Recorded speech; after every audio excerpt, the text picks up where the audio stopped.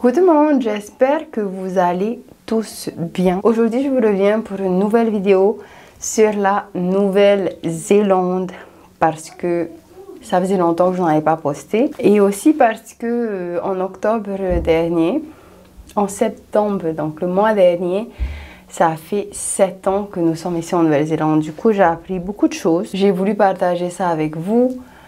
Parce que je sais que vous aimez, que beaucoup d'entre vous aimez beaucoup la Nouvelle-Zélande et que je trouvais que c'était intéressant. Donc, on y va pour les choses en Nouvelle-Zélande qui sont différentes de là d'où je viens, donc de Tahiti.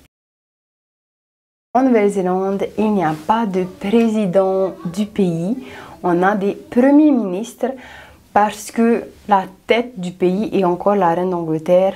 J'ai pas trop compris en fait, parce que la Nouvelle-Zélande c'est quand même un pays indépendant, mais apparemment il y a quand même un lien avec l'Angleterre, un peu comme le Canada et l'Australie qui eux aussi ont des premiers ministres. À ce stade, notre premier ministre c'est une femme et c'est super chouette d'être menée par une femme. Étant sur Auckland, la mer est à au moins 1 heure, voire même 2 heures si on va là, une super plage de la maison. Donc évidemment, on va à la mer moins souvent. Pour ceux qui ne sont pas familiers avec Tahiti, c'est une petite île et la mer, elle est sur les côtes et la plupart des personnes vivent aussi sur les côtes.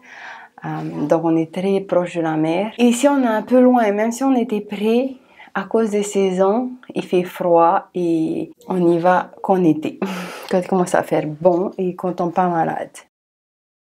La Nouvelle-Zélande est un pays très multiculturel, quelque chose en fait qui m'avait choquée parce que lorsque vous arrivez, vous verrez, hein, si vous visitez un jour, il y a beaucoup d'Indiens, de Fidjiens, de Samoa, de Tongiens, bien sûr des Maoris, bien sûr des Européens, beaucoup de personnes qui viennent d'Afrique du Sud aussi, beaucoup d'Africains aussi, et des personnes qui viennent de France, de Tahiti. Enfin, il y a des personnes d'un peu partout dans le monde qui sont concentrées sur la Nouvelle-Zélande, notamment sur Auckland, et je trouve que c'est une très grande richesse et c'est bien d'apprendre des autres.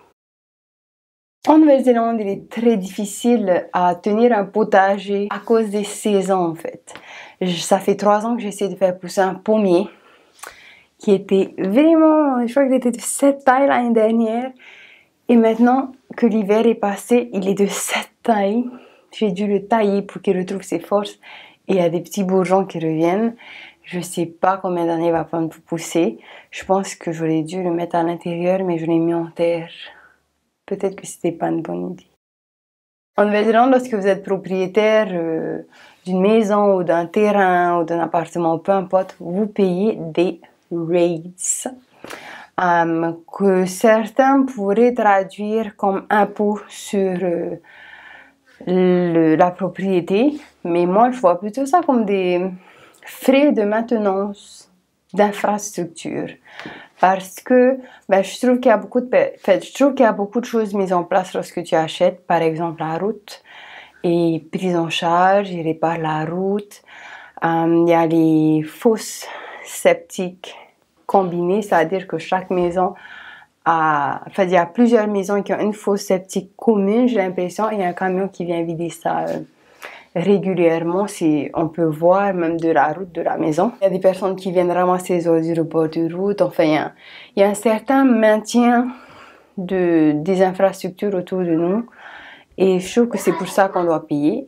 Maintenant, si vous achetez un terrain paumé au milieu de nulle part, vous allez quand même devoir payer les rates, council rates, donc les frais communaux, frais communaux.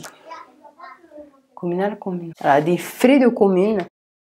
Ensuite, en Nouvelle-Zélande, il y a beaucoup d'anciennes maisons qui sont rénovées et relouées, rénovées et revendues plusieurs fois. Comme la maison dans laquelle on vit, elle a été rénovée et nous a été louée.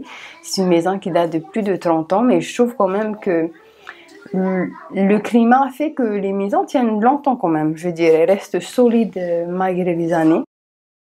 En Nouvelle-Zélande, lorsque vous avez une voiture, tous les ans, vous devez faire une WOF, qu'on appelle une Warranty of Fitness. Et si je traduis directement de l'anglais, ça serait une garantie de bonne santé de votre voiture. Et vous êtes obligé d'avoir ça pour pouvoir rouler parce que c'est avec cette garantie que vous pourrez demander la REGO, qui est l'autorisation de conduire. Et voilà, si vous n'avez pas la bouffe, vous ne pouvez pas avoir la REGO. Si vous n'avez pas la REGO, vous ne pouvez pas conduire. Une autre chose, c'est que l'assurance est facultative, c'est-à-dire que vous n'êtes pas obligé d'assurer votre voiture. C'est vous qui choisissez si vous voulez payer plein pour votre accident ou avoir l'assurance. Et ça, je trouve que c'est chouette d'avoir le choix. La Nouvelle-Zélande a l'impôt sur le revenu d'un certain salaire à un certain salaire. Vous payez un certain pourcentage et plus vous gagnez, plus le pourcentage augmente. Ici, il est possible d'avoir plusieurs emplois à plein temps, ce que je trouve bien pour les familles qui le peuvent et qui en ont besoin.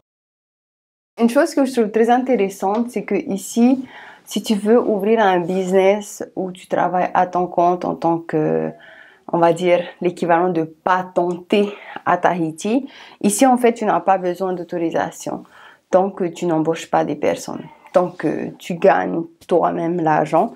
Et je trouve que ça, c'est top. Et puis, ils vont tout de même retirer sur ton revenu selon le revenu que tu déclares chaque année.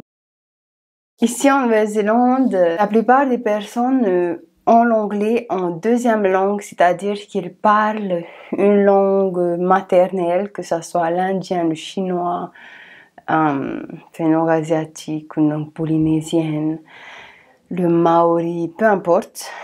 Et lorsque on communique entre nous, c'est en anglais, ce qui a fait en fait que j'étais beaucoup moins gênée de parler en anglais parce que j'ai vu que j'étais pas la seule à avoir une prononciation différente. Quelque chose qui m'a beaucoup aidée. En Nouvelle-Zélande, il n'y a pas d'animaux, pas sauvages, comme on dit, venimeux. C'est une question qui m'a été posée. Il n'y a pas de serpent, il n'y a pas de crocodile, il n'y a pas d'araignée venimeuse. Je crois qu'il fait trop froid pour eux. Même en été, il fait assez froid quand même. Donc voilà. En Nouvelle-Zélande, il y a encore beaucoup de fermes. D'ailleurs, c'est une chose que j'aimerais bien avoir un jour, une ferme. Et notamment les fermiers qui élèvent des vaches ou des moutons pour le lait, la viande et la laine faite en Nouvelle-Zélande. Si cette vidéo vous a plu, n'hésitez pas à me dire. J'ai encore beaucoup de choses à partager concernant la Nouvelle-Zélande. Donc, si vous voulez une partie 2 de cette vidéo, n'hésitez pas à me le dire. À part ça, 7 ans en Nouvelle-Zélande, ça a été pas toujours facile. Je pense que ça fait bien 1 an qu'on a enfin compris le système et qu'on est en train en fait de, comment dire, de se poser un peu. Mais avant ça, c'était vraiment une aventure d'adaptation de la langue, de tout, du système. On a fait beaucoup d'erreurs, il y avait des choses qu'on ne savait pas. Aujourd'hui, bon, ça va mieux, on a appris beaucoup. Et voilà, j'en profitais pour cette petite vidéo parce que je trouve que c'est important pour moi de faire quelque chose pour fêter chaque année en Nouvelle-Zélande parce que ça a quand même été un de mes rêves d'être ici. Et par reconnaissance, ça me fait plaisir de faire une vidéo, je partage un peu plus avec vous parce que je sais que c'est une bénédiction de pouvoir être ici. Pour ceux qui ne le savent pas, et pour que ça soit clair aussi, parce que je reçois beaucoup de commentaires. Je suis venue en Nouvelle-Zélande parce que mon père est né en Nouvelle-Zélande, donc j'ai eu la nationalité par lui. Et donc pour nous, ça a été très facile, on va dire entre guillemets, parce que c'était pas vraiment facile, mais vous voyez, c'était plus facile de pouvoir immigrer ici. Je sais que pour beaucoup d'entre vous, ça va être différent, parce que je sais que beaucoup d'entre vous êtes intéressés d'immigrer ici.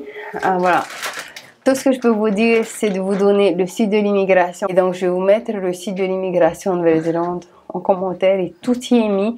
Et ça change tellement que quand nous on est arrivé, c'est peut-être plus pareil aujourd'hui. Du coup, je mettrai ça en commentaire pour ceux qui seraient intéressés ou qui auraient des questions. N'hésitez pas à aller voir sur ce site. Néanmoins, j'aime beaucoup faire mes vidéos pour vous partager ma petite vie ici et les choses que j'apprends, notamment pour ceux qui aiment la Nouvelle-Zélande pour les vacances. On a l'occasion aussi d'être guide touristique. On a toujours des business liés à la Nouvelle-Zélande, mais actuellement, avec le confinement qui se passe, les frontières qui ne sont pas encore ouvertes, mais qui risquent d'ouvrir très bientôt. D'ailleurs, je ferai une vidéo à ce sujet. On pourra reprendre tout ça. Et j'ai hâte, parce que ça commence à faire lourd quand même. Que voilà, qui est tout ça. Enfin voilà, bref. J'espère que cette vidéo vous aura plu. Merci d'avoir regardé jusqu'ici. On se dit à très vite pour une nouvelle vidéo. Nana.